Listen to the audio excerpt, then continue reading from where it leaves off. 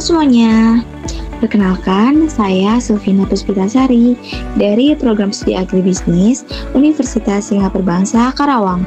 Pada video ini, saya akan menjelaskan karya ilmiah saya yang berjudul Rendahnya Pengetahuan dan Keterampilan Petani Hortikultura di Kecamatan Gucialit, Kabupaten Lumajang melalui transformasi penyuluhan konvensional menjadi pendampingan partisipatif berbasis teknologi pertanian modern yang mengintegrasikan drone dan sensor tanah.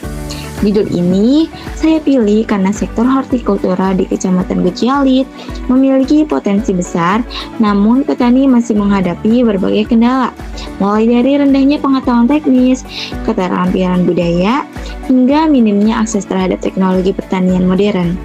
Oleh sebab itu, diperlukan perubahan sistem penyuluhan menuju pendampingan partisipatif yang lebih melibatkan petani secara aktif.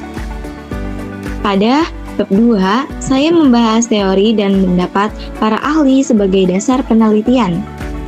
Pertama, Suratia tahun 2015 menjelaskan bahwa pengetahuan petani merupakan hasil belajar dari pengalaman dan lingkungan, serta menjadi dasar dalam pengambilan keputusan usaha tani. Kemudian, Sukartawi tahun 2010 menegaskan bahwa keterampilan teknis sangat menentukan efisiensi dan produktivitas petani.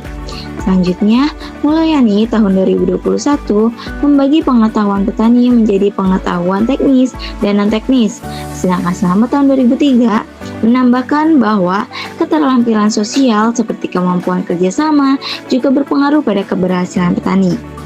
Untuk teori penyuluhan, Mardikanto tahun 2010 menyebutkan bahwa penyuluhan adalah proses pembelajaran bagi petani agar mampu memperbaiki kesejahteraannya.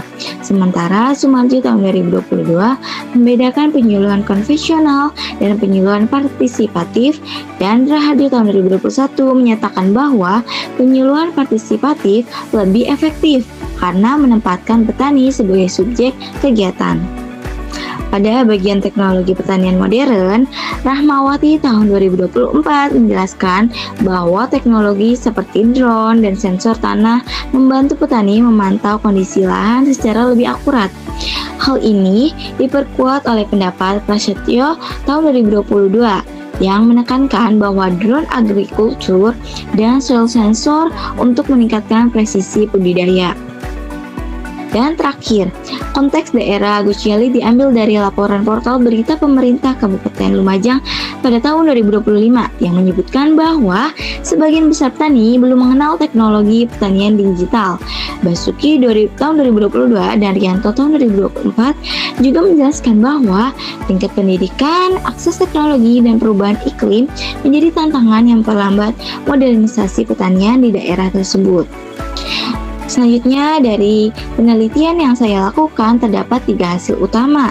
Yang pertama, penyuluhan pertanian yang berlangsung di Kecamatan Gucialit masih bersifat konvensional dan satu arah, sehingga tidak terlihat lebih aktif dalam proses pembelajaran. Akibatnya, tingkat adopsi inovasi teknologi pertanian masih rendah.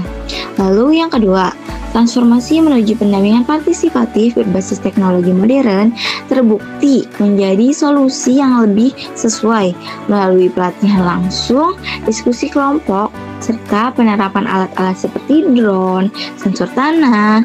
Petani menjadi lebih terlibat dan mampu memahami teknologi secara bertahap. Lalu yang ketiga, penerapan model pendampingan ini menunjukkan peningkatan pada 3 aspek utama. Yang pertama, partisipatif petani yang semakin aktif dalam kegiatan belajar. Lalu, pengetahuan petani mengenai teknik budidaya dan penggunaan alat pertanian modern. Dan yang ketiga, keterampilan teknis, terutama dalam memantau kondisi lahan dan mengolah data untuk pengambilan keputusan usaha tani.